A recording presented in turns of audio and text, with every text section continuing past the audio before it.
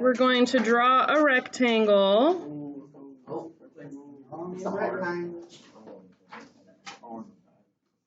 All right, so flip your notes over. We're drawing on the back. Does anyone know what the dimensions are for a regular sheet of paper, like printer paper, notebook paper? You're close. You're less close. Oh, you're about the same height. 8.5 by 11. So we're going to say this is 8.5. This is 11. All right. So we're starting off. We're saying I have a sheet of paper like this. Okay. The reason we're doing this example problem is because it's a very common story problem. For Math 3, you're probably going to see it on your final. A variation of this story problem, okay? So what they say is if they cut out this corner and cut out this corner, and you should be drawing this, and they cut out this corner and they cut out this corner, then you have a piece of paper that looks like this, right? You cut out all the corners, and if you fold all of these flaps in, you can make a box. All right, so they start doing these story problems where they say you have an 8.5 by 11 sheet of paper, or you have a 12 by 24 piece of cardboard, or you have something cardstock, blah, blah, blah. You cut out the corners, you fold up the sides, you make a box. And then they start to ask you things about what the dimensions of the box are, what's the volume of the box, all sorts of different things, okay? So if we're looking at this sheet of paper, what I did for this problem specifically is I cut out a 2-inch by 2-inch square. Okay, so if the original length of the paper, I'm going to say the original length of the paper was 11 inches across, and I cut out 2 inches on the left side, and I cut out 2 inches on the right side, and I folded in the flaps, how long is my box now? 7. So I'm going to say the length is 11, I minus 2 inches, I minus 2 inches, I get 7 inches. Hold on, Christian, come back.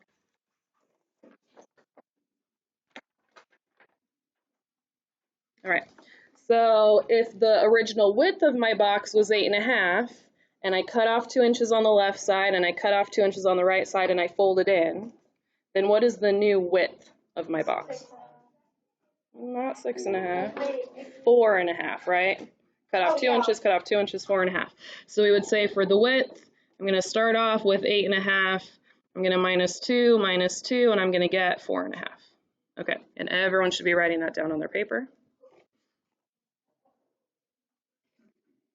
Okay, now the height is a little bit more tricky. So see, we have this 2 by 2 inch square, and I fold up the sides, and so what's the height of my box? 2 inches, right? Because that square is what created the height of my box. Can you guys see that? So 2 by 2 inch square, I fold those up, that's how I get the height of my box. So I'm gonna say the height of my box is whatever the side length of that square was. Okay, so the dimensions for my box is a length of 7 inches by a width of 4.5 inches by a height of 2 inches.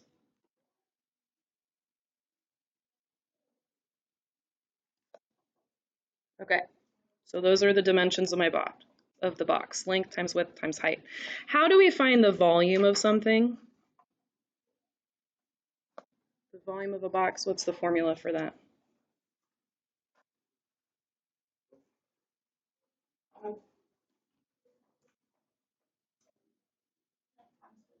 Yeah, length times width times height. So if I want to know what the volume of this box is, I would say volume is going to be 7 times 4.5 times 2, and that is 63. And what would the units be? Yes, inches cubed, or you could say cubic inches. That would be the volume of the box.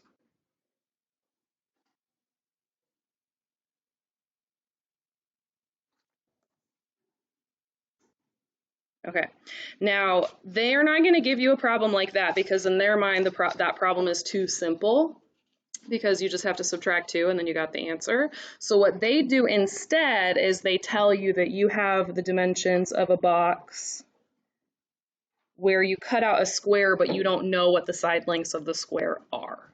okay? So we're gonna start off with 8.5 and 11, and we're still gonna cut off the square in the corner, but instead of saying that the square like this one, this was a 2 by 2 square, we cut off 2 inches. Instead of having a 2 by 2 square, they're gonna have an x by x square because we don't know what the dimensions of the square are. So we cut out an x by x square from that corner, an x by x square from the right corner, the lower left corner, the lower right corner. So for the original length, we said we started off with 11, and then we subtracted 2, and then we said that this length right here was 7, and that this length right here was 7. And then we said for the original width we had 8.5, and we cut off 2 and we cut off 2. And then this width right here was 4.5, and this width right here was 4.5. Right? And then when we fold up the flaps, that's what makes it so that the box is a length of 7 by 4.5, right? Okay, so if we look at our new picture, we're going to say, again, we're starting with a length of 11, but instead of subtracting 2 inches on the left and 2 inches on the right, we're going to subtract x on the left and subtract x on the right. And we're going to say that the new length is 11 minus 2x.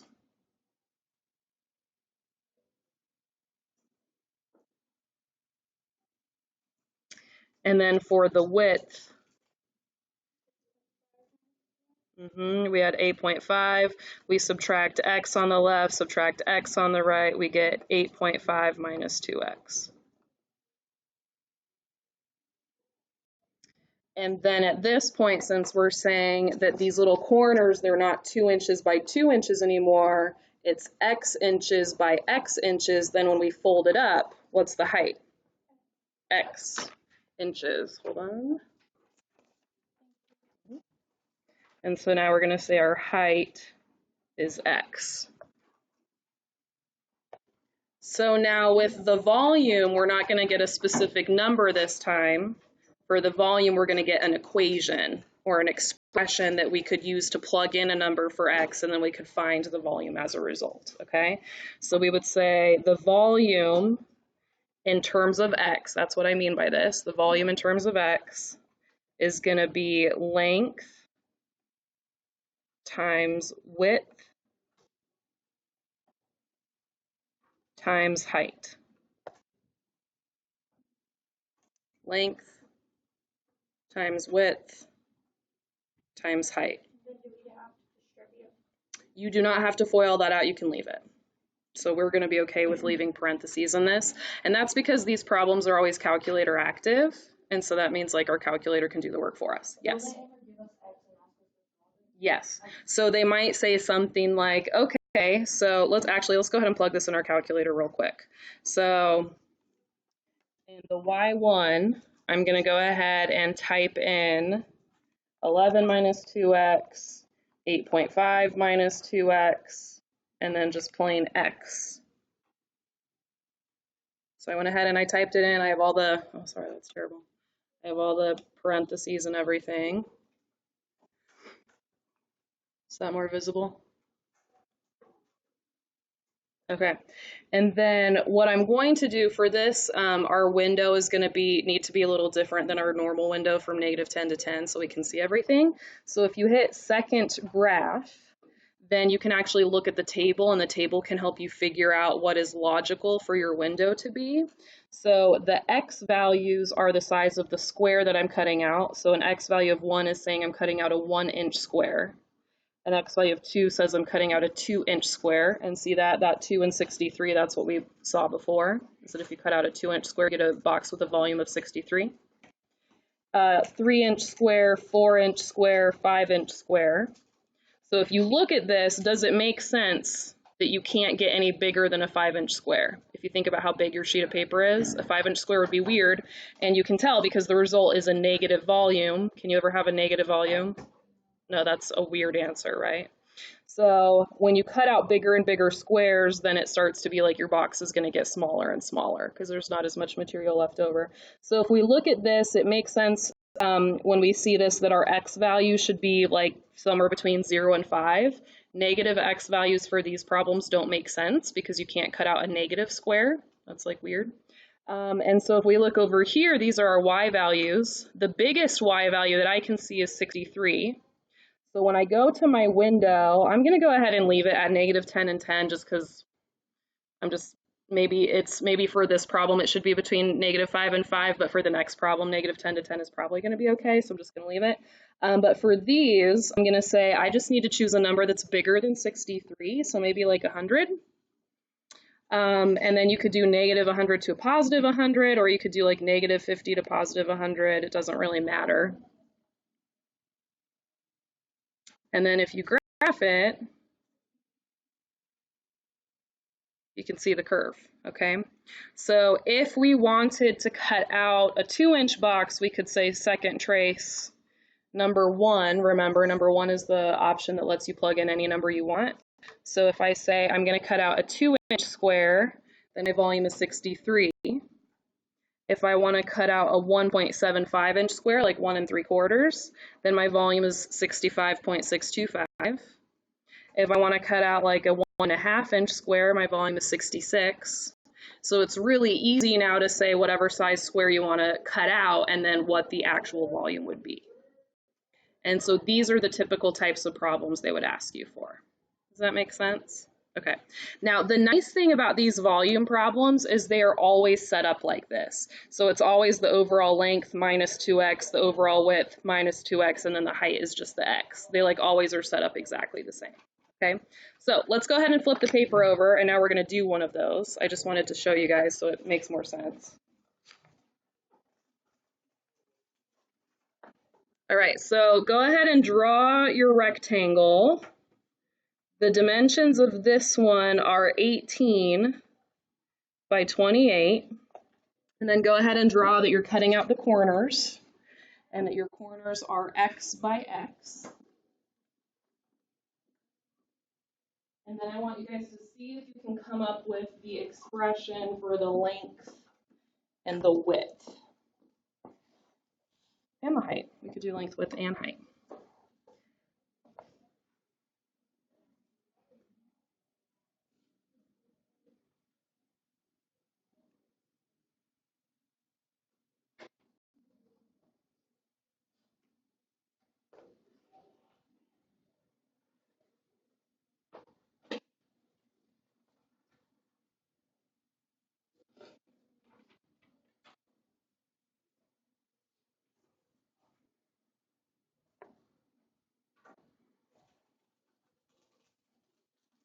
So the length of the cardboard was 28 to start with.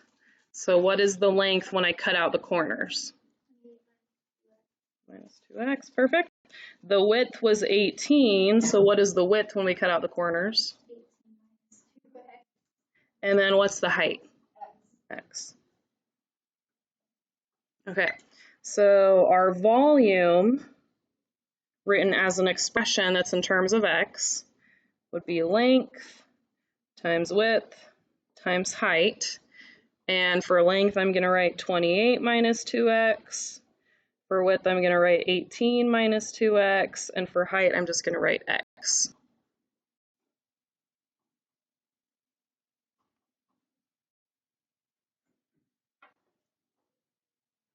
Okay, so let's go ahead and plug that into our calculators. 28 minus 2x, 18 minus 2x, and x.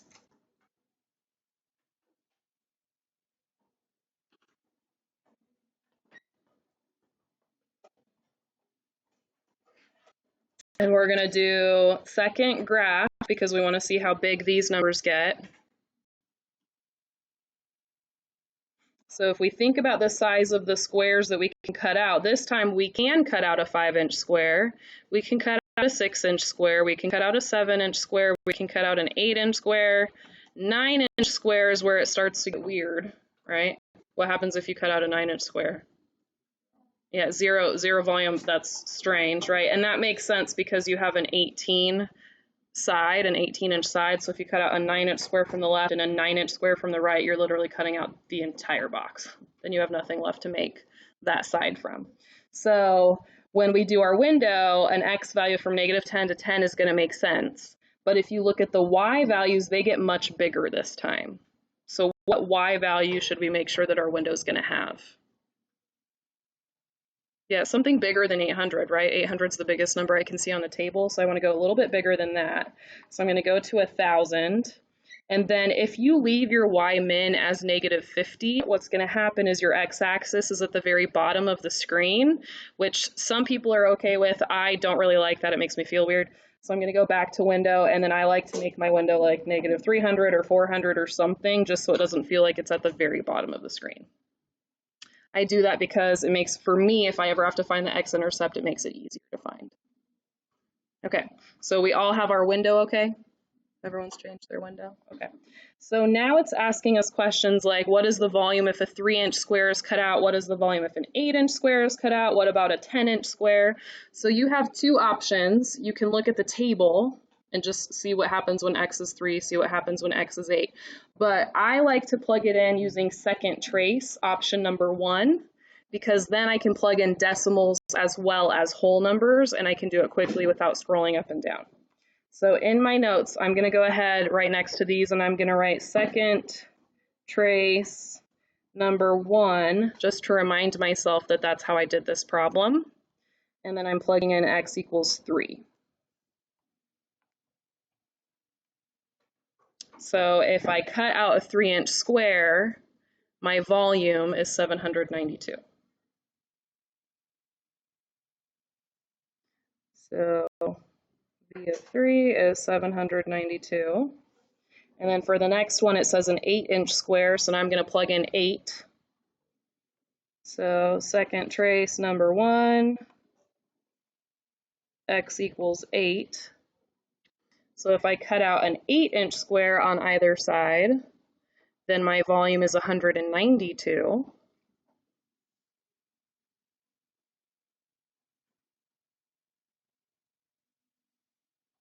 And then if I cut out a 10-inch square, does that make sense to cut out a 10-inch square?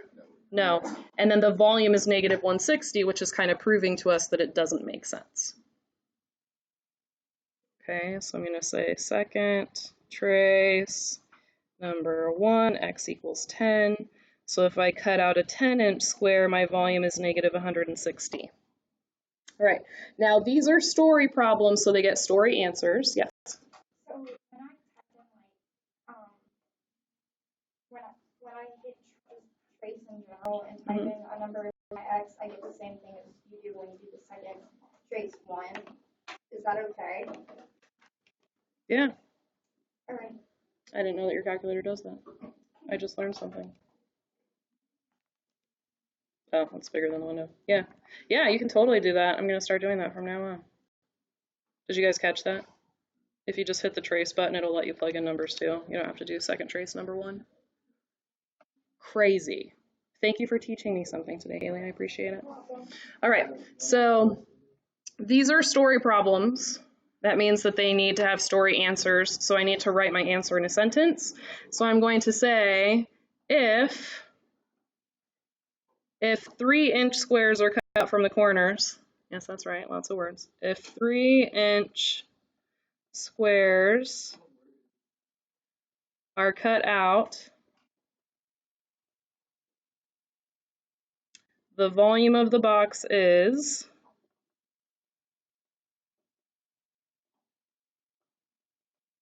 792 inches cubed. We're making sure we get our units in there correctly. If 8-inch squares are cut out, the volume of the box is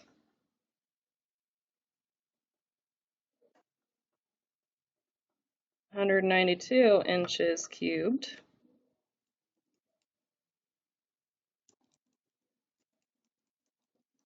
I just ran out of lead. Don't worry, I have a pen.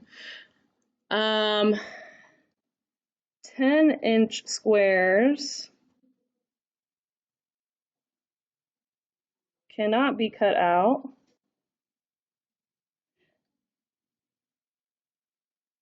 because there's not enough material. What do I mean by material? Yeah. The paper is too small for that. Or I think in this problem it was cardboard. Yeah, this one was cardboard.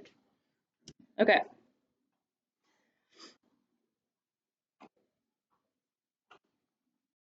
Do you like how it told you right now to graph your equation?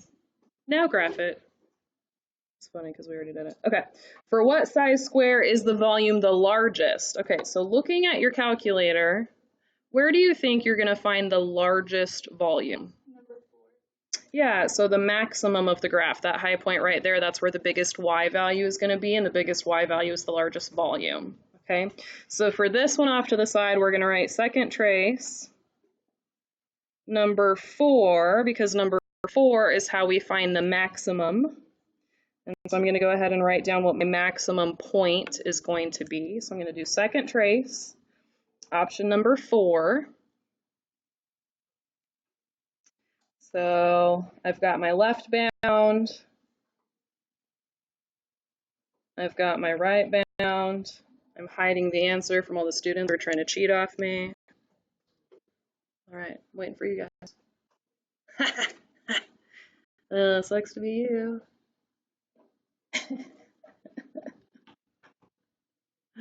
All these students not doing it on their own.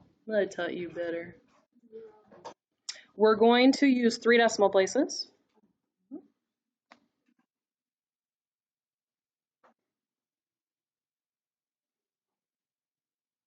I'll give you a hint. It starts with a 3. Point something.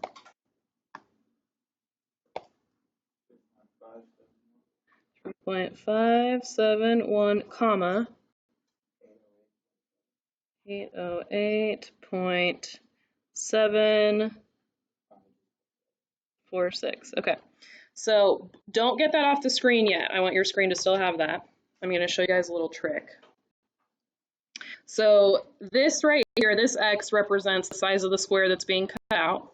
So you're going to cut out basically a 3.5-inch square, and then your volume is going to be 109 cubic inches. That's the volume you can get from that. Now, when it says what are the dimensions of the box with the largest volume, in math, we should only round final answers, right? So when I go back, still leave that on your screen, but go ahead and put it off to the side. When I go back and I'm going to calculate the length, I'm going to do 28 minus 2 times this decimal. But I don't want to use a rounded version of the decimal because then I double rounded to get my answer. Does that make sense? So we can't do that because that would make the answer even less accurate. Okay, so what we're going to do, there's a special thing that your calculator does. So if you have this on the screen, go ahead and hit second quit. And now if you hit the X button and press enter, that decimal will pop up. It saved it for you. Isn't that cool? Yeah. That's cool. Nobody's mind's blown? When I first saw that, I was like, oh my gosh, that's incredible. So now, if we want to know what the length is, we can just type in 28 minus 2x, and our calculator will use that decimal for us. There we go. So the length is 20.859, and we don't have to worry about double rounding the problem because the calculator used the whole decimal for us. And then for the width, I'm going to type in 18 minus 2 times x. What, did you not eat breakfast this morning? What's going on? Yes. Stinky breath. 18 minus 2x, 10.859. And then the height we know is just x, and so the height is just the 3.571.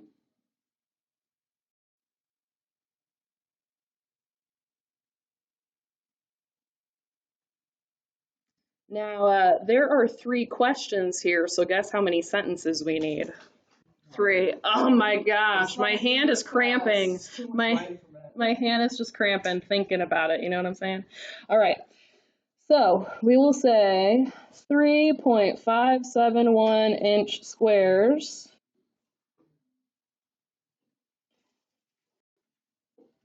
need to be cut out to produce the largest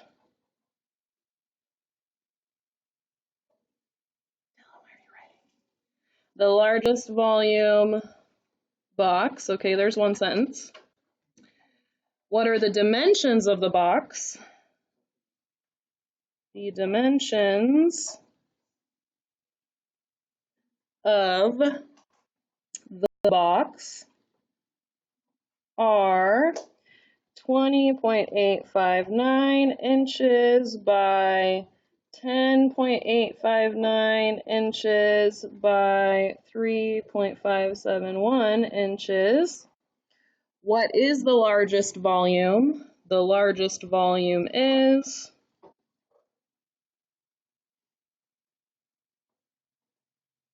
and now we go back to that y coordinate, 808.746 inches cubed. Wasn't it fun?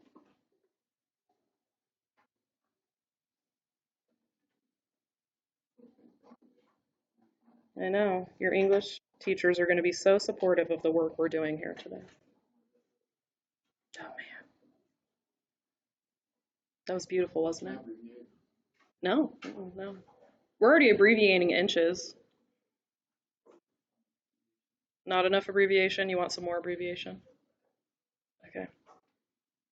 All right, what if I told you that I wanted the volume of the box to be 700 exactly? But you can't plug it in for x, right? Yeah, so if I wanted the volume of the box to be 700, then I want the y value of the point to be 700, okay? So what I'm going to do is I'm going to take this, I'm going to hit the y equals button, and I'm going to go down to y2, 700. Yep. So if we want to know when we could make a volume of 700, we would do 700 for the y coordinate, so that's 700 is y2. And then it looks like there are two different boxes, two different size boxes we could cut out that could make that volume happen. You guys see that? Okay, how do we get to those two different boxes? Okay, second trace option number 5. So enter, enter, enter. So you could cut out a 2.162 inch box. That would give you a volume of 700. So 2.162. Or you could cut out a 5.165 inch box that would also give you a volume of 700.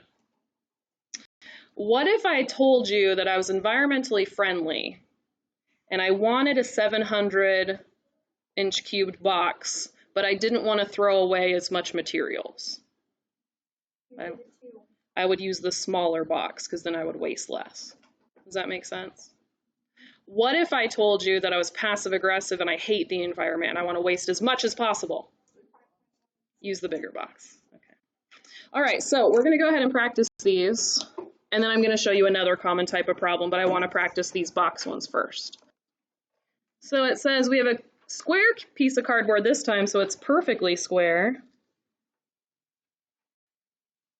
What are the side lengths of the cardboard?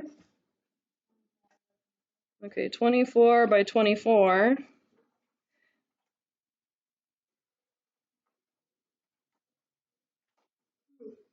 So what happens when we cut out the squares?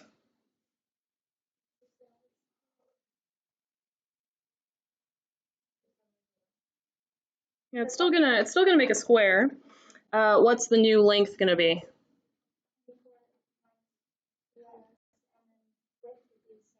Mm-hmm. And then what would the height be? Okay. All right. Go ahead and work on that problem. I'm gonna get the answers up on the board for you guys.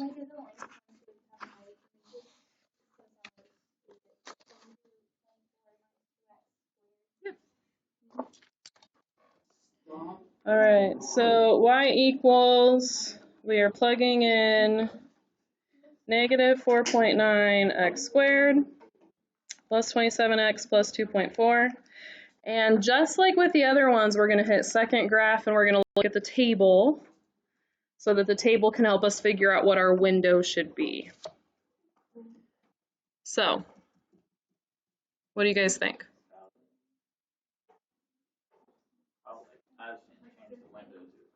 If you change the window to 1,000, you're not going to be able to see anything because your numbers are so much smaller than 1,000. Yeah, maybe 50. So I would do like negative 50 to 50.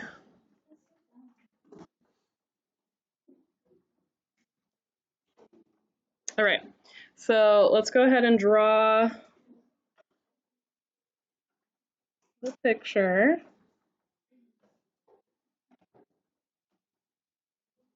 So we have a water balloon. It's being catapulted into the air. So this point right here is where it is launched. That's the launch of the water balloon. So it's not launched off the ground, it's like, or on the ground itself. It's like in a catapult, so it's like off the ground. And then this would be the highest point that the water balloon reaches before it starts falling back down. And then the x-intercept down here is where the water balloon would hit the ground.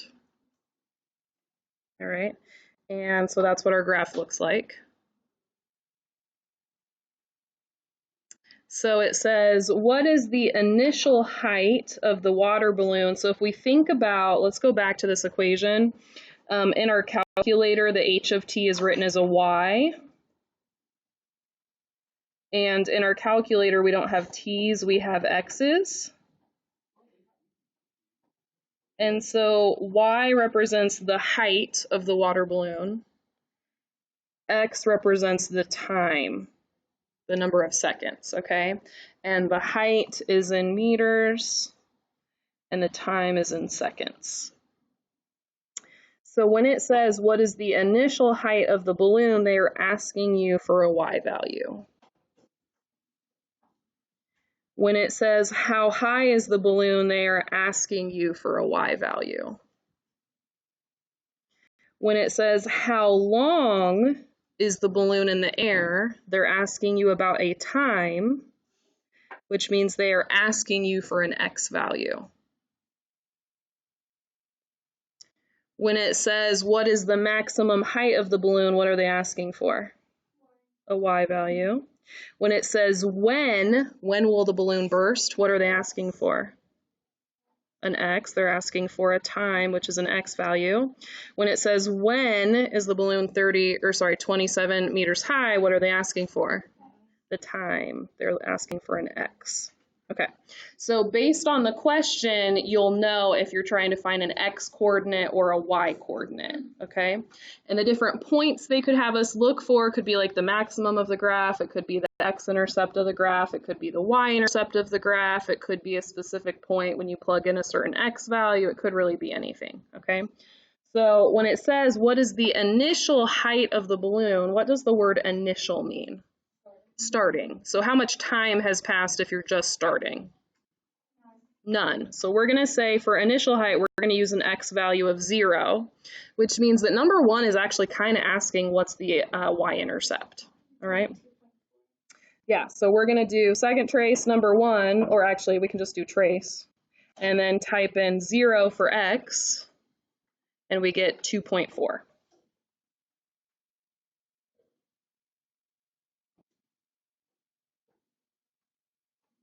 So I get the 0.0, 2.4, and then what should I write for my sentence?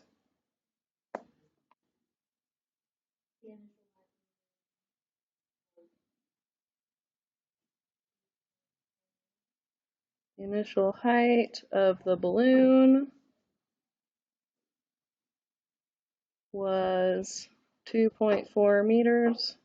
Okay. How high is the balloon after 1 second? So they told us we're trying to find y, and they gave us that x equals 1. So how are we going to find that? Plug in 1. So you can do trace and then type in 1.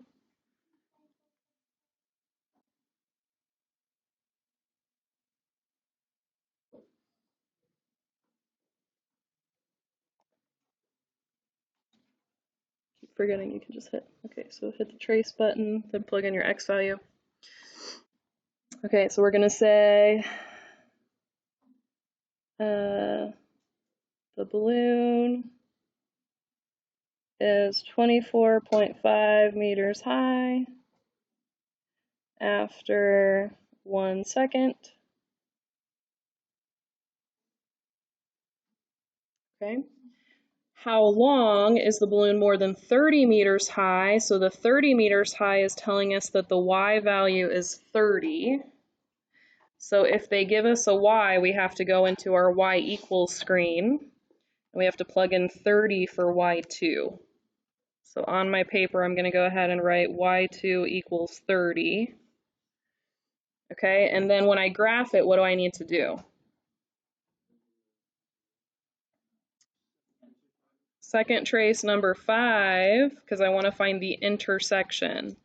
So I'm going to do second trace number 5.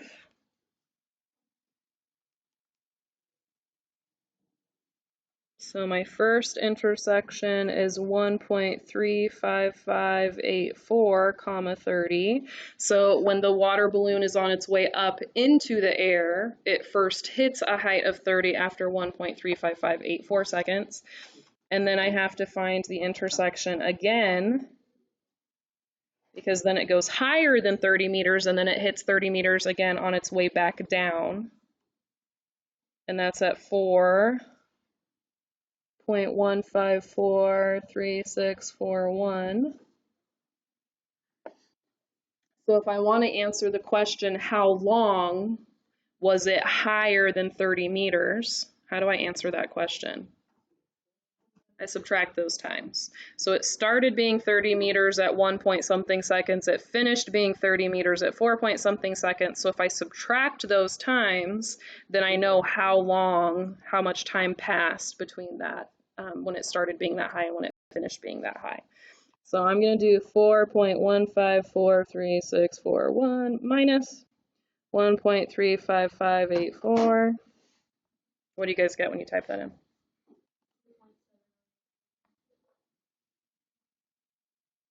Okay, so we're going to say the balloon was more than 30 meters high for 2.798 seconds.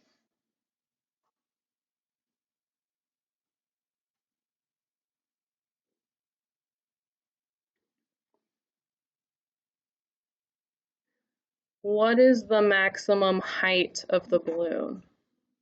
How do we find that?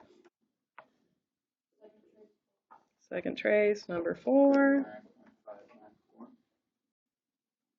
So I'm doing left bound, doing right bound.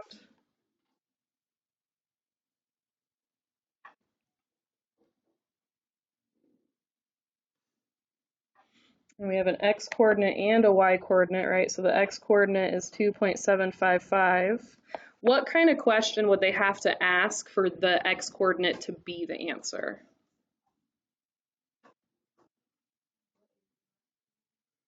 No, that's the question they didn't. When, yeah, if they said when did it hit the maximum height, then the x coordinate could be the answer. But when it says what is the maximum height, we know that the y coordinate is the answer. So we would say the max height of the balloon is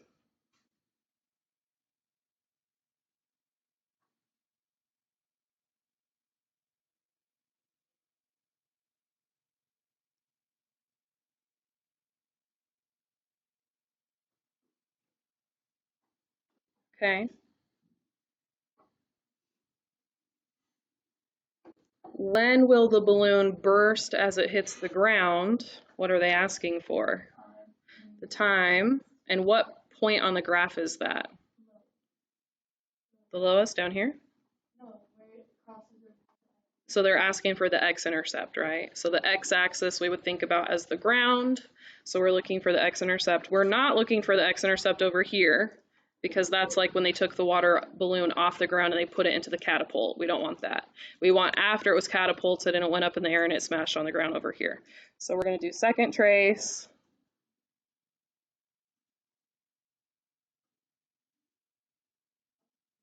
Number 2.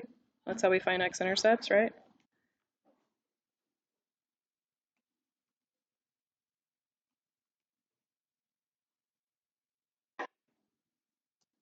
And then, you guys are so funny. So second trace number 2.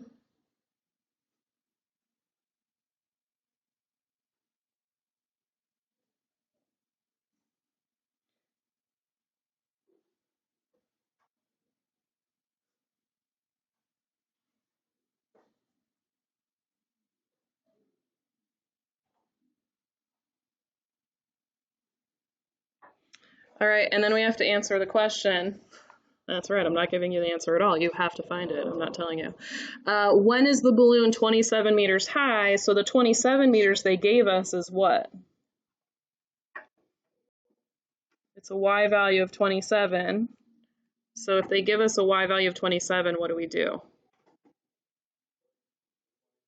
Yeah, we plug it in for y2. So this time, instead of y2 being 30, y2 is going to be 27.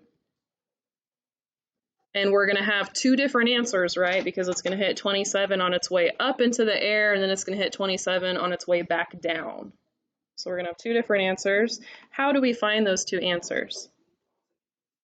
Second trace, number 5. So if you look at my answer key, for every single problem, I wrote down what I typed to find it, so that if you guys get stuck, you can get some help on that. So second trace number 5, I'm going to say I have 2 different points, some x-coordinate in 27, another x-coordinate in 27, and I'm going to say the balloon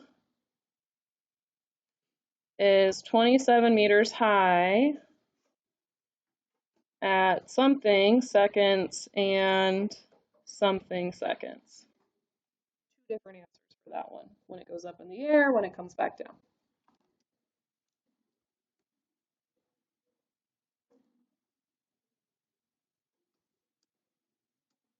All right, so we have 9 more minutes. Your homework tonight is to do pages 1, 3, and 4. Wait, 1, 2, and 4. 1, 2, 4. That's your homework for tonight. Classwork homework. Did you? Nice work. No, you have to do it anyway, so yeah, there you go. 1, 2, 4, that's your homework, all right?